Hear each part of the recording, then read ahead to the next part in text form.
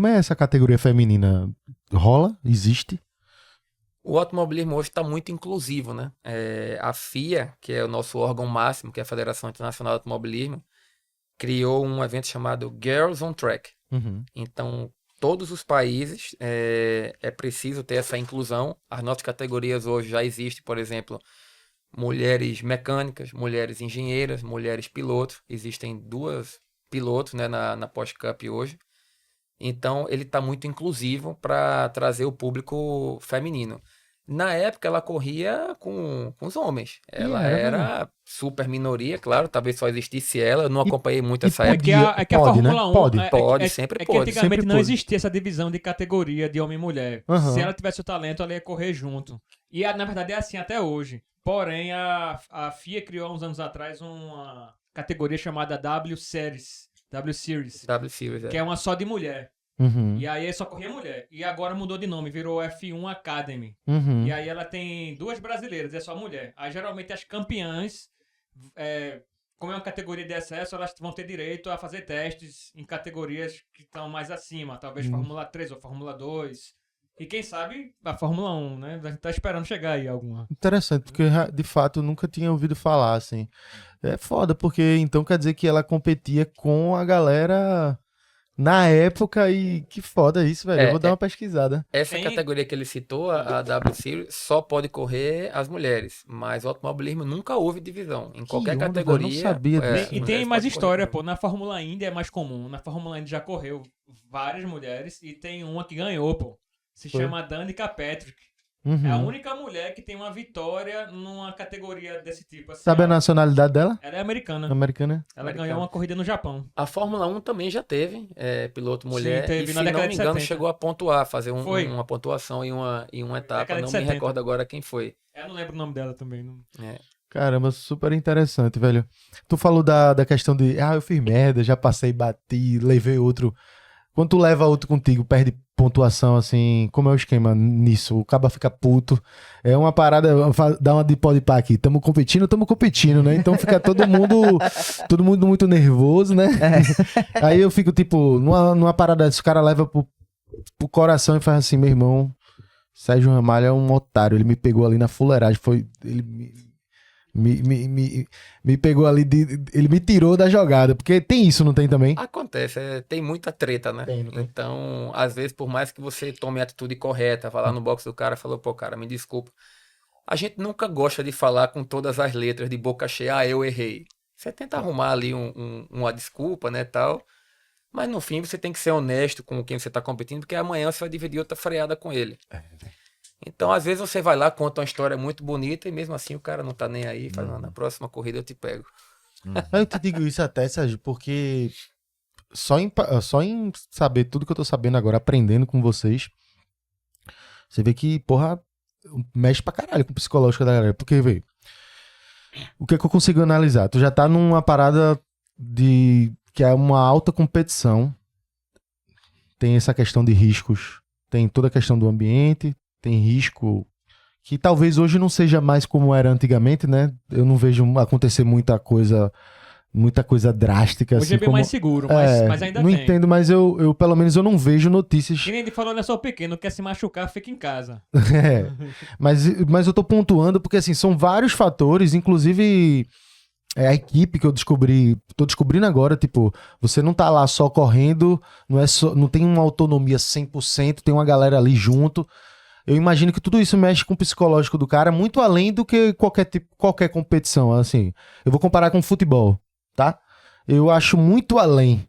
Tipo assim, Neymar não tá lá jogando com o cara no ponto do ouvido dele, dizendo que ele tem que compartilhar aquelas ideias e ter toda a pressão, e tá correndo, e tem que... Eu acho que tem uma pressão muito maior em cima disso.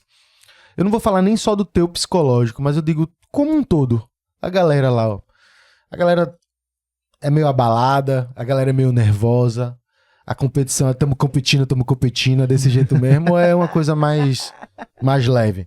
Eu ainda não te contei nem metade do que perturba o psicológico. Sério? Não, mas isso que a gente tá falando é mais da parte técnica, né? Sim. Dentro do carro e tal, mas o que é que ainda tem? Porque tudo você leva para dentro do carro. A gente tá ali, mas a gente tem uma vida fora dali. Então, muitas vezes, falando de Fórmula 1, por exemplo, tem ali um piloto dentro do carro super perturbado, porque ele não sabe, ele não tem contrato para a próxima corrida, então ele tem que entregar tudo naquela corrida. Cara, ainda tem isso, né? Ele não pode bater, ele precisa pontuar, porque a pontuação vale muito dinheiro para a equipe. Isso vai ajudar a reverter investimento para o carro dele. Cara, pressão da porra. Então, você já entra no carro super pressionado, né? E o que eu costumo dizer é que dentro do carro é o que a gente mais sabe fazer. E um final de semana de corrida, por exemplo, uma sexta-feira de treino, a gente passa apenas, né, 2 horas dentro do carro, como na Fórmula 1, mas você passa 12 horas no autódromo com estratégia, Cara, tem as reuniões com engenharia, a gente tem as reuniões com os patrocinadores, né? Quais são as ações que vão ser feitas ali naquele final de semana, caralho, é coisa demais. os Mano. clientes, nossos patrocinadores, a gente vai estar recebendo lá, quem vai ficar no box, quem vai para o paddock. É claro que existe uma equipe por trás disso, mas a gente acaba se envolvendo, porque você sabe muito bem disso, quanto mais o produto está próximo do patrocinador, mais as coisas funcionam, né? Certo. Então é muita coisa para a gente lidar. Então, muitas vezes o cara tá assistindo e fala, que cagão, o cara foi lá, bateu, errou, não podia ter feito isso. É muita pressão, cara. E ali, assim, não tem ninguém ruim. Uhum. Ali só tem gente que batalhou demais para estar lá. É muito talento. Se conseguiu estar lá na categoria nacional como a minha, ou na Fórmula 1 nem se fala. Se o cara conseguiu chegar lá, o cara é muito bom. Agora, às vezes, tá passando por um momento turbulento. É muito engraçado essa ótica de você ver de fora e achar as coisas tudo muito mais simples, né? O ser humano tenta fazer isso com tudo.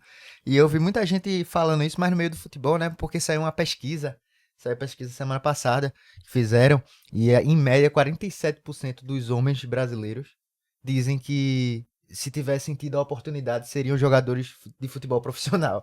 Aí meio que virou uma um meme, né? Porque, pô, metade dos homens que tu conhece joga bola assim mesmo. Se jogar Tá ligado? Então é tipo assim, a visão, a perspectiva de fora é complicado, né, velho? A pessoa não sabe 1% do que tá rolando lá na hora. É igual o futebol, que dizem que todo brasileiro é técnico de futebol, né? É, exatamente. Que sabe opinar, que devia fazer isso, devia escalar um, devia tirar outro. É igualzinho. A Teve um corrida é detalhe igual. que ele não falou também, que é interessante, que são às vezes as injustiças que acontecem no automobilismo. Que às vezes um piloto que é razoavelmente bom para a equipe. Uhum. Aconteceu essa história com o Felipe Nasser, não sei se você lembra. Ele correu pela equipe Sauber, acho que em 2 temporadas. E na segunda temporada que ele correu, a equipe estava sem pontuar, 0 pontos. E na última corrida do campeonato ele fez 1 ponto. Esse 1 ponto garantiu não sei quantos milhões ali para a equipe. E na temporada seguinte ele foi demitido e botaram um cara lá, velho, que não corria nada no... 3 dias depois ele falou sobre isso no Pronto. podcast agora. Você, 3 dias de repente, depois conhece ele aí, pode falar mais ele disso foi aí. mandado embora. E aquele ponto salvou o ano da equipe. Mas assim, a Fórmula 1, as questões comerciais está acima de qualquer piloto, acima de qualquer engenheiro, está acima de tudo. Você é só uma peça da engrenagem ali. Qual é a Você tem maior... que ser bom e ter dinheiro, levar dinheiro. Não vou dizer, não quero que tu julgue o mérito, mas eu digo como um todo. O que tu acha o que é mais importante, digamos assim, entre aspas mesmo, o piloto ou a equipe que tá por trás? É uma engrenagem, precisa funcionar junto, né? Às vezes o melhor piloto não bate com a melhor equipe, né? E às vezes uma grande equipe bate com um piloto mediano, dá certo aquela conexão. O cara consegue gerir muito, o cara não é o mais rápido, mas consegue gerir bem os pneus, Entendi. né? Lida bem com a estratégia, não vai lá peitar o engenheiro que quer as coisas do jeito dele. Quem fica no ouvido é o engenheiro, ou tem uma espécie de diretor, é todo mundo fala. Não, é um engenheiro, Um engenheiro, que fala por todos, né? Lá. saquei, Tipo, cada carro tem o seu engenheiro entendi. que responde a uma equipe.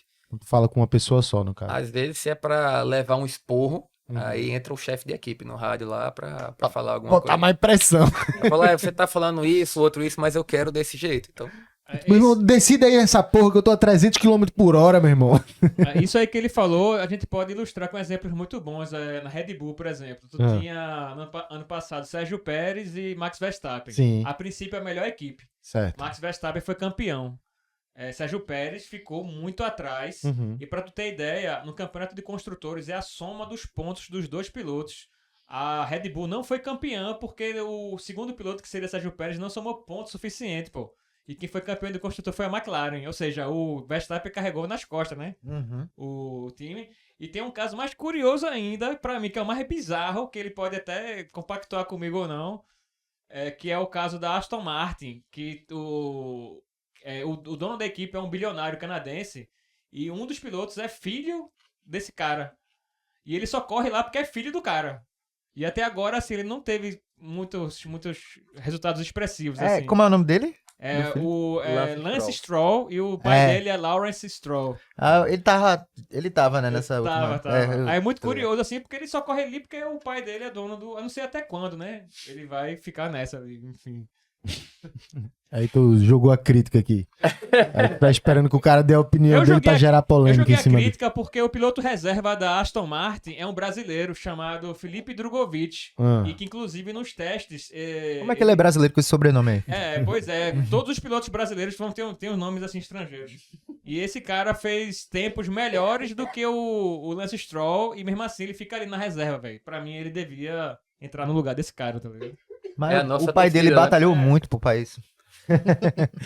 Ô, Sérgio, essa questão da mecânica, assim, naturalmente isso é com todos os pilotos ou já desperta um interesse natural ou não? Tem que que saber saber, né? muito. Não necessariamente você tem que mexer. Entendi. Por exemplo, eu não sou o cara que vou lá e coloco a mão, mas o piloto ele tem que fazer parte ele tem que se sentir parte do carro. A gente até tem um termo que a gente usa quando vai ensinar os pilotos e tal, que você precisa sentir o carro de corrida com a bunda, sabe? Por mais que você guie com o volante, mas se o carro vem saindo de traseira, você tem ali as pernas e a bunda para sentir aquele movimento e você ser proativo, né? Então, para você ser parte do carro, você tem que entender de mecânica, saber por que o carro está saindo de traseira. Porque as barras estabilizadoras estão duras. Então, não sou eu que vou lá amolecer a barra, mas você pedir para o engenheiro, por mais que ele tenha todo o aparato, toda a tecnologia, mas o piloto tem que ajudar o engenheiro, né? Ele naturalmente tem que ter uma sensibilidade, o cara. Exatamente. Né, então, o carro tem uma falha. A gente tem pouco tempo de treino. Eu preciso ajudar ele a encontrar essa falha. Eu acho que essa falha vem de alimentação de combustível. Ou vem de alguma coisa de vela, tá faltando faísca, né? Então a gente precisa entender muito as reações do carro para poder ajudar o engenheiro. Então eu não sou o cara que sei abrir e fechar um motor, por exemplo, mas eu tenho um diagnóstico assim bem apurado. Sente quando ele não tá bem. Tem que sentir, para você ser um bom piloto, tem que sentir muito bem o equipamento. Isso no teu carro cotidiano do dia a dia. É a mesma coisa, tu sente teu carro quando passa num buraco aqui em Recife. Aí você morre de pena, né?